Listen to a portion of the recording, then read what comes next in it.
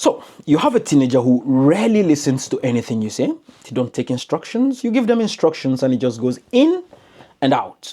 How do you handle that situation? So in this video, I'm going to give you the science of how their brain works and help you to use that science to get the best results in helping your young person. So what's the science I'm talking about? Now, this is oversimplified, but it's going to be useful for this purpose. So imagine that there are three components of your child's brain, or three brains in your child's head. Those three brains are the instinctual brain, the brain that responds to safety concerns. So anything that is threatening, anything that makes a child feel like they're not safe, that's the brain that responds to that. The next brain is the emotional brain. So fear, motivation, that's the brain that deals with anything in that nature. And so it answers the question is, what am I feeling? What's happening to me? And the third brain is the thinking or the logical brain.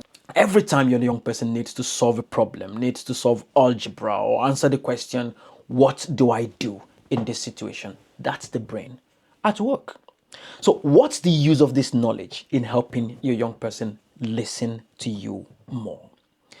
If you use these three steps, step number one, you decode. So in every situation, you ask yourself, what's the brain in charge here?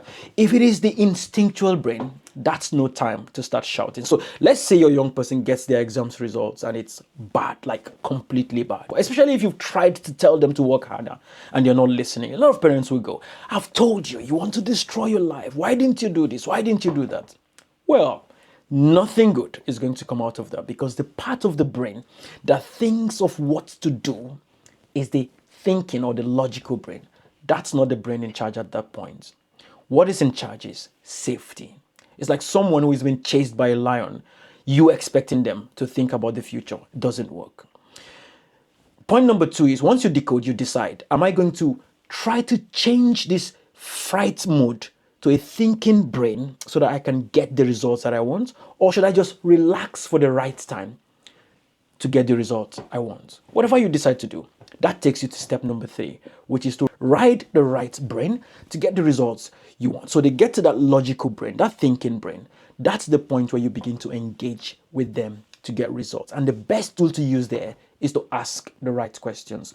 Questions that get them to think about different ways of solving the problem. So in summary, what am I saying you should do?